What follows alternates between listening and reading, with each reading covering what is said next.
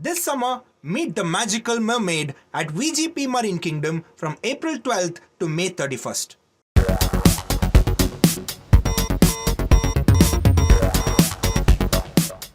Hello and a warm welcome to Federal special program Capital Beat. You saw in the last few days how 120 civil society organizations along with the India Alliance partners had written an open letter to all the returning officers of the country to ensure free and fair elections in a time when fairness and neutrality of the Election Commission of India is under huge scrutiny. Now, as we brace towards the counting day, the opposition parties, along with the civil society groups, are trying to gear themselves up to minimize the manipulation of votes as much as possible. Now, what can the political parties, along with the civil society, do at this point of time? Joining me now is retired bureaucrat EAS Sarma. So, thank you so much for joining. And sir, these are difficult times when huge question marks are being raised about the fairness and neutrality of the Election Commission. So at this point of time, as we are nearing towards the counting day, how do you think, and you yourself have been a bureaucrat, how do you think can the political parties really remain vigilant to ensure that manipulation doesn't happen during the counting process? Very difficult because, in my view, the election process, the integrity of the election process, some damage has already occurred. The reason is that one, the hate speeches on which Election Commission of India failed to act, very often they delayed action, thereby encouraging further hate speeches. So once hate speeches, influence the electorate, the whole process gets tainted. So some damage is done. Now, the second, in my view, is the electronic voting machine. Now, the electronic voting machine is a system. There is a ballot unit, there is a control unit, there is a VVPAT printing machine. Now, technical experts, I think in one of the interviews earlier I mentioned that there are technical flaws. There are areas where the system can be manipulated. Theoretically, it can be manipulated. Now, there are gaps. Now, unfortunately, these gaps have not been addressed. So there is a possibility, there is a theoretical possibility of some manipulation taking place, especially in those constituencies where the margins are very narrow and a small manipulation can matter.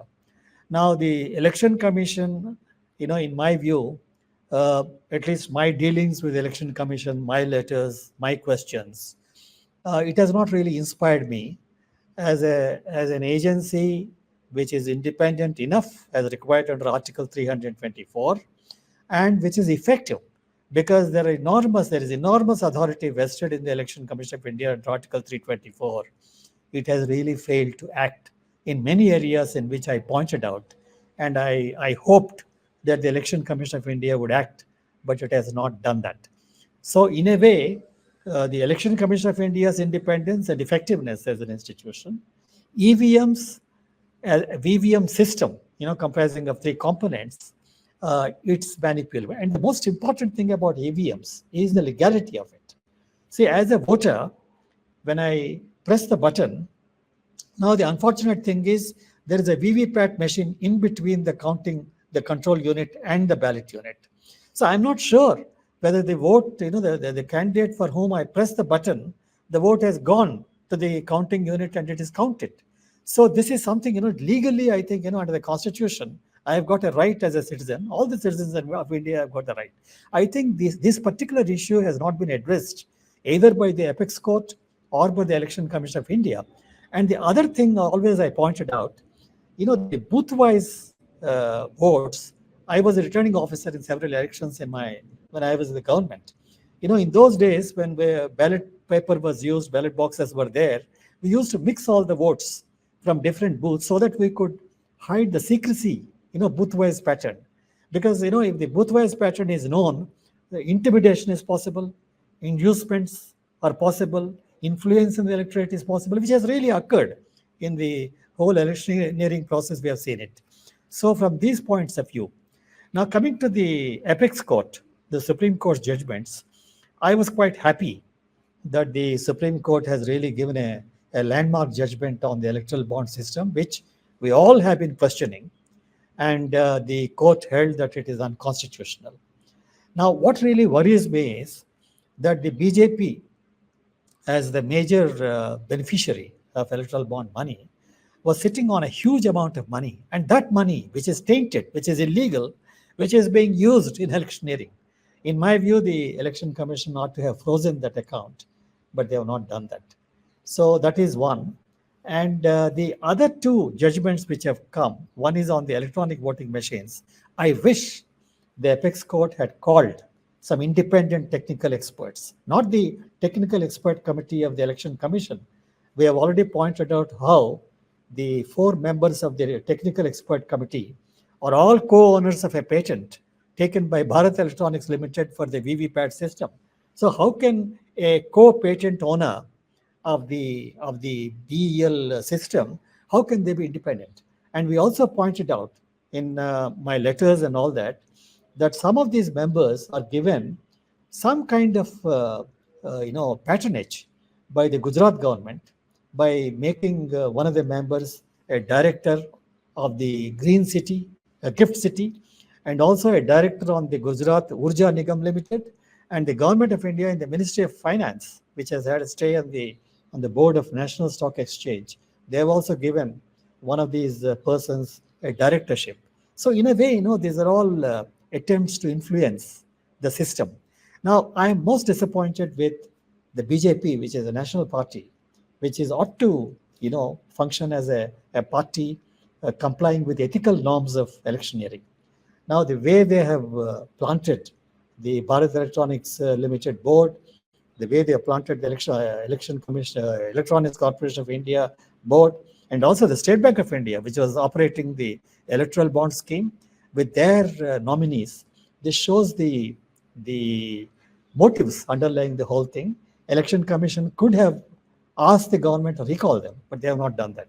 It shows that either the Election Commission is afraid to invoke its authority under Article 324 or afraid of the political executive. Probably the Election Commission doesn't want to displease them, or the Election Commission is just not effective enough to do that. No, but what do you think is a bigger reason? Are they afraid of the political executive, or are they afraid to invoke the authority? If they are afraid to invoke the authority, they need to be reminded that they have the powers under Article 324, which gives them special powers. They can execute anything they want, but then the political will is the most important thing. What do you think is a bigger factor?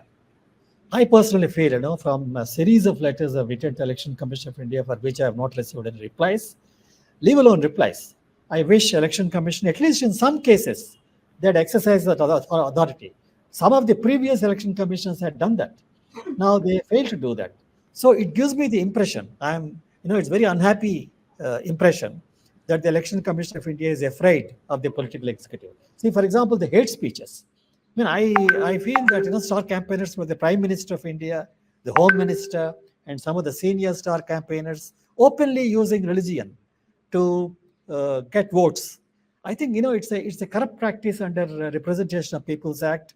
At least an investigation should have been ordered, and it's a penal offense under the Indian Penal Code and the Bharatiya Nyaya Samhita, the present legislation. Now, no attempt has been made by the Election Commission to do something on that.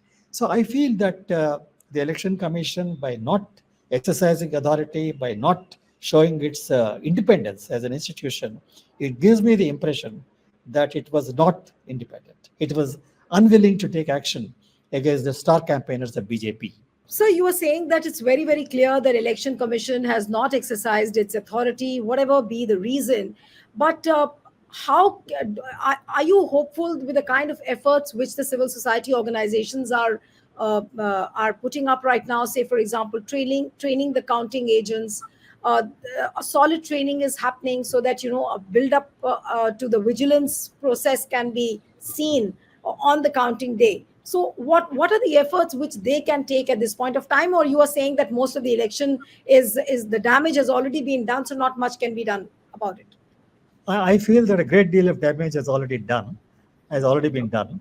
Now, what the civil society organizations are doing is good, because they're trying to contain the damage, the last minute effort. Now, I would like to cite one thing here. No, one is appealing to all the returning officers to be impartial and all is one thing. but there are some tangible steps to be taken. I saw Mr. Kapil Sibal actually holding a press conference the other day, Yes. and he has given a checklist as how these agents, what exactly they should check. See, for example, when the counting machine and the control unit is opened, they must know when it was opened. The time will come. So that's very, very important, because if it is already opened earlier, that could be checked.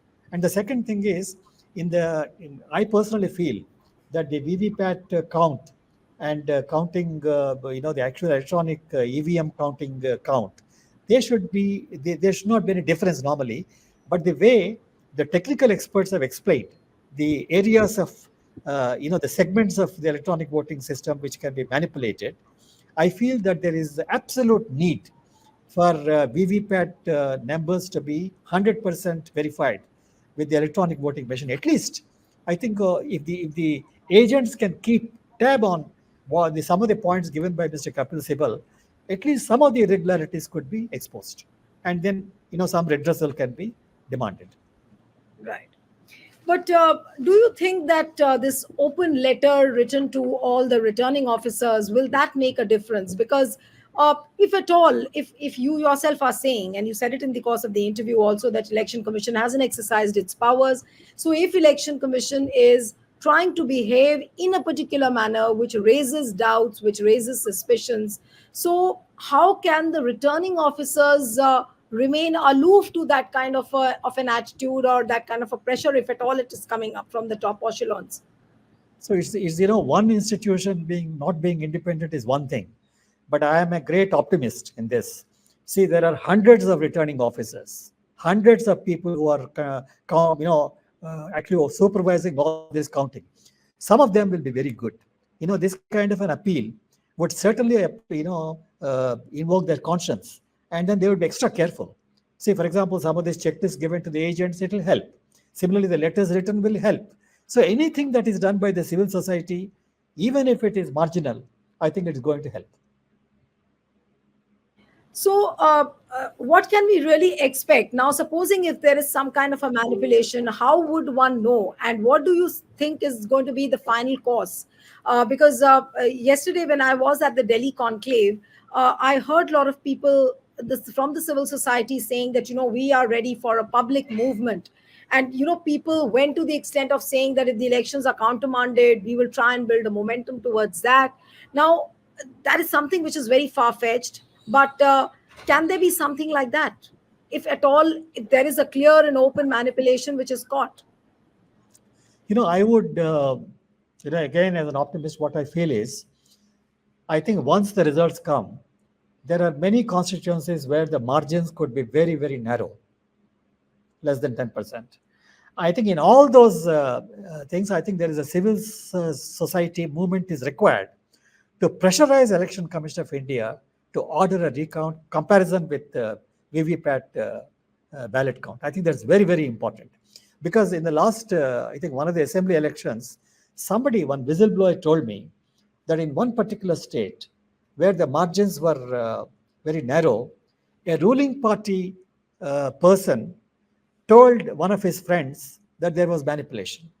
So I conveyed it, to people who really matter, to verify this, especially the political parties. So I personally feel wherever the margins are narrow, I think that's very, very important. I think there must be a civil society movement to pressurize election commissioners. See, irrespective of the Supreme Court judgments, nothing prevents Election Commission of India to order 100% verification. See, if I were election commissioner, irrespective of whatever the Supreme Court may say. But Mr. Sarma, now that they have got a carte blanche from the Supreme Court verdict also hasn't allowed 100% verification. So what happens now? Because there is a Supreme Court verdict to which Election Commission can always refer that, look, we are not there for 100% verification. No, but there's not a carte blanche in that sense. The Supreme Court only said, look, hands off. We don't want to question Election Commission of India. But the Supreme Court has not said that the Election Commission can order on its own 100% verification or recount, that kind of thing. It doesn't prevent. You are saying that civil society should put pressure on Election Commission so that all the VVPATs are counted, at least in those constituencies where the margins are narrow. Absolutely, absolutely. I think it's possible. I think that pressure must be on. Now, another important thing I want to mention is the other day in Delhi, one of the polling stations, a third person, he showed a video which showed that BJP agents were actually openly displaying the candidates' pamphlets to the persons who are coming inside to cast vote, which is, in my view, illegal. I think the polling personnel ought to have objected to that. Now, my point is that the Election Commission of India has, I think, somewhere I read that they've got CCTV cameras and surveillance mechanism, and they're trying to, record everything. Why can't this particular thing come from Election Commission of India on its own? Why should the citizens point out? Why should others point out? It shows that the Election Commission of India, using our money, taxpayers' money, they have installed all these CCTV cameras, but they are not making use of them. I think these are matters where I think the civil society cannot keep quiet. All of us, we must come down heavily on the Election Commission, pressurize it to be independent, pressurize it to do its duty, and pressurize it not to be afraid. I think this is where I think the civil society pressure comes. And I am aware, I'm a part of civil society movements in North Andhra, in many, many cases. And I personally believe that once there is pressure from the people at large, no institution can behave as it likes. Right. But Mr. Sarma, if you have heard Mr. Rajiv Kumar, who's the Chief Election Commissioner, on the day of the polling, that is on 25th, when he cast his vote, he came out and gave a soundbite to ANI saying that, there are people who are raising doubts and I will expose them. He said this on camera. Now, what does he mean actually by this? That is he trying to point out the fact that, there is no room for doubt for anyone, to raise doubts on election? Is that the It's message laughable. he's trying to send? What Mr. Rajiv Kumar, if he really said it, is laughable. Because is he going to expose 1 billion people in this country, voters? See, Mr. Rajiv Kumar, the Election Commission of India, and every other institution in India should know that the citizen is supreme. People of India are supreme. The entire electoral process is taking place only for the citizen, for democracy, under the Constitution. Nobody can expose, nobody can threaten. This kind of intimidation will not do. I mean, is he going to expose every citizen in this country? People have genuine concerns. I met a number of voters here, and the voter asked me very, very innocently, saying, how do I know that this vote has gone to the right candidate? Because the electoral EVM system is a black box. It's a technological black box. There's no transparency at all. In my view, it is prima facie illegal. The old ballot box system was a good one. Now, just because somebody says this, you mean to say that you are questioning, throwing doubts and all that? And I don't think an institution like Election Commission of India, and particularly the Chief Election Commissioner, should make such a statement. I think he should respect the civil society. He should respect people's concerns. He should know that the entire Election Commission of India exists for the people of India, no one else. But the kind of hearing which happened in the Form 17C case in the Supreme Court, it seemed that Election Commission thinks that this election is held between the political parties and the Election Commission of India. Where does the citizen stand? Or does Election Commission, it has negated the citizens' participation at all? Do you think so, sir? I wish, the Apex Court had considered Article 19 right. Under Article 19, the citizen has a right to transparency. Transparency in the functioning of Election Commission of India, transparency in the functioning of EVMs. And it is not just political parties. Political parties are only see, after all, the people, they represent the people of India.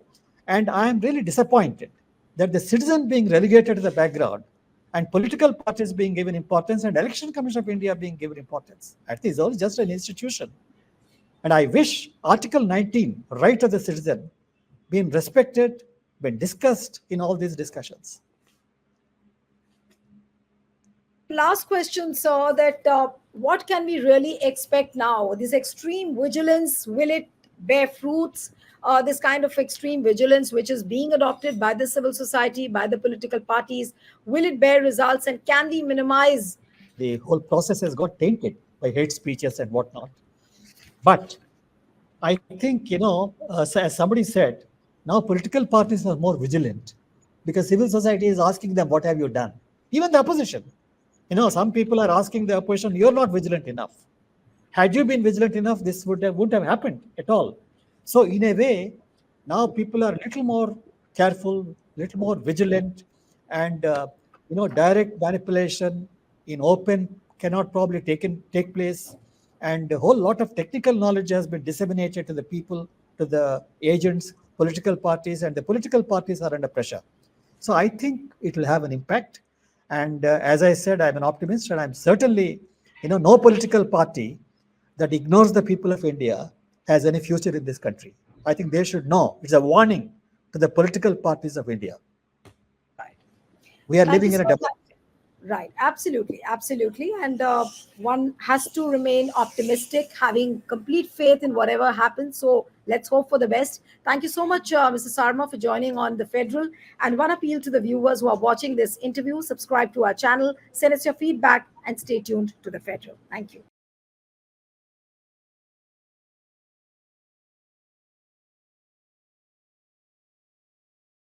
This summer, meet the magical mermaid at VGP Marine Kingdom from April 12th to May 31st.